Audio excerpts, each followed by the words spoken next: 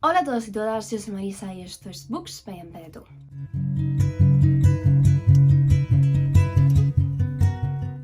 En el vídeo de la semana pasada ya os comenté que había un libro que me había impactado especialmente y es El peligro de estar cuerda de Rosa Montero, pero más allá de su impacto creo que invitaba a una reflexión del que quería como expandirme más, hablar más de ello a lo largo de este vídeo. En primer lugar, para aquellos que no hayáis visto mi vídeo hablando de esta lectura, voy a hacer un pequeño resumen de lo que trataría esta obra, que no es nada más ni nada menos que una especie de repaso sobre la psicología de muchos autores, creadores, personas que tienen como esta vena más artística, y una cosa que según la autora, que según Rosa Montero, los une, que es no estar cuerdos, ¿no? Es decir, el de tener pues ciertas taras mentales. Como os digo, es un libro que he disfrutado mucho y que además da muchos detalles, muchos datos sobre cómo han habido a lo largo de la historia diferentes autores que han tenido esta predisposición a tener diferentes enfermedades mentales, y cómo algunas veces autor, obra, trauma, enfermedad mental está como todo relacionado, y también un poco busca el libro intentar entender por qué estas personas que tienen estas taras tienen como mayor predisposición a la creatividad, a la creación, ¿no?, artística en sus diferentes formas, independientemente de que sean personas de más renombre, como autores como Sylvia Plath, Virginia Woolf o no sé, otros muchos. Creo que también hablaba de Picasso, pero también este libro está dedicado a todas aquellas personas que en su día a día a lo mejor escriben poemas porque les apetece o escriben pequeños relatos, y también tienen como esa predisposición a ciertas patologías mentales. Y quería hablar precisamente de este tema porque me parece muy interesante intentar entender cómo la creación se utiliza como una especie de herramienta para paliar todas estas conductas patológicas y transformarlo, podemos llamarlo, en arte. Rosa Montero en su libro nos habla de la literatura y nos habla de diferentes autores y sus enfermedades mentales, y cómo al final su obra ha sido precisamente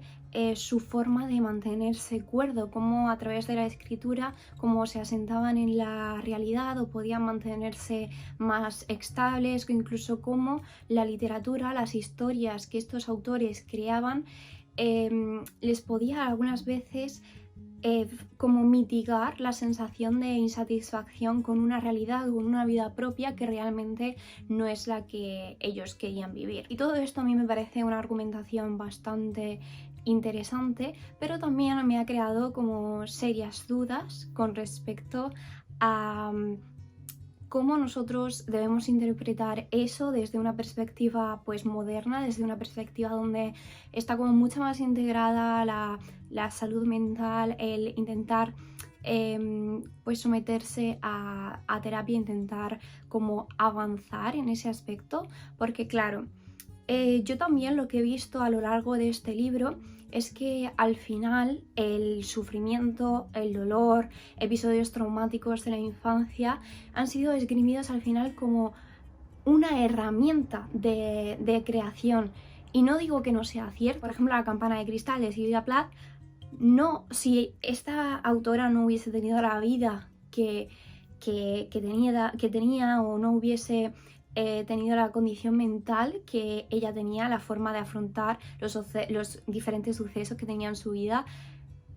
su obra no hubiese sido escrita de la forma en la que fue escrita. Por ejemplo, algunos de los poemarios que encontramos en Ariel no tendrían esa crudeza, porque entendemos que solo a partir de la vivencia de esos como sucesos tan trágicos, solo a través de estar como casi al borde del abismo, se puede expresar, ¿no?, en la literatura en este caso, como todo ese sufrimiento. Pero claro, yo con este libro al final me he encontrado en un punto en el que estaba como una especie de dualidad, en el que sí que entendía lo que estaba diciendo la autora y sí que creo que en parte lleva razón, sobre todo en aquellos autores que escriben en un tono como más decadente, sobre las pasiones, no sé, los aspectos más míseros de la conducta humana. Pero claro, esto al mismo tiempo, mi yo más terapéutico, mi yo más que aboga por ir a terapia, por intentar mejorar, por intentar cambiar ciertas conductas que tenemos muy intrincadas en nuestro ser, se ha preguntado hasta qué punto si un autor o no autor, puede ser yo misma o cualquier persona que sea más amateur, si ves sus traumas, su sufrimiento como fuente de producción literaria, no va a hacer eso mismo, que no pueda como despegarse de este sufrimiento. Y esto a lo mejor es lo que a mí me ha faltado un poquito, que se indagase más a lo largo del libro, porque sí que es cierto que en algún momento lo ha mencionado, pero creo que tendría que haber hecho un poquito más de hincapié, porque al final durante casi todo el libro se ha estado hablando de cómo la enfermedad te hace crear, pero no como, o sea, no ha puesto solución a cómo una persona que ha tenido una enfermedad o ha pasado un evento muy traumático en su vida puede sanar y aún así seguir siendo buen escritor. Es por eso que este libro, aunque me ha gustado mucho, sí que me ha dejado un cierto regustillo amargo, porque en algunas ocasiones me daba la sensación de que de forma implícita quedaba de una forma un poco especulativa, un poco, pero ciertamente se podría decir que patente, que si nosotros no tenemos ese sufrimiento, esa agonía existencial, y si por el contrario tenemos una vida plena, como que nuestra calidad literaria o nuestra obra al final pues no va a ser tan buena. Y a ver, esto no es algo que diga textualmente la autora en ningún momento, sino es algo más que yo he reflexionado, que a mí me da la opinión que se puede llegar a sentir o que alguien puede llegar a sentir al leer el libro, o puede llegar, yo creo que incluso algunos autores y algunas personas que tienen algún tipo de problemática en su vida y que utilizan eso para crear arte, ya sea música, ya sea poemas, o sea, novelas, cualquier cosa. Yo creo que podemos caer un poco en esta idea de decir, es que si yo me recupero de esta cosa, es cierto que esta cosa me está produciendo muchísimo dolor, pero al mismo tiempo si yo esta cosa la supero, yo ya no voy a tener como esa musa, ¿no? Entonces, al final creo que el dolor, el sufrimiento, el trauma, lo que sea, se convierte como en tu fuente de inspiración, en tu musa, y hasta qué punto eso no es como una relación un poco tóxica con el mismo. Además, por otra parte, sí que es cierto que creo que el libro de Rosa Montero está escrito desde su perspectiva y de la perspectiva del tipo de literatura que ella crea. O sea, es normal porque al final tú escribes muchas veces desde lo que conoces, pero no creo que este caso de escribir sobre tu sufrimiento, sobre tus traumas, sea aplicable a lo mejor a todo tipo de géneros literarios. Y con esto quiero decir que tal vez para escribir, no sé, como una obra más cómica o una novela comedia romántica, y que sea una buena obra, creo que sea necesario partir de ese sufrimiento, aunque también puede ser que algunos escritores o escritoras para estas propias comedias románticas o lo que sea se sirvan de sus propias vivencias personales, pero sí que es cierto que no, o sea, aunque mucha de la literatura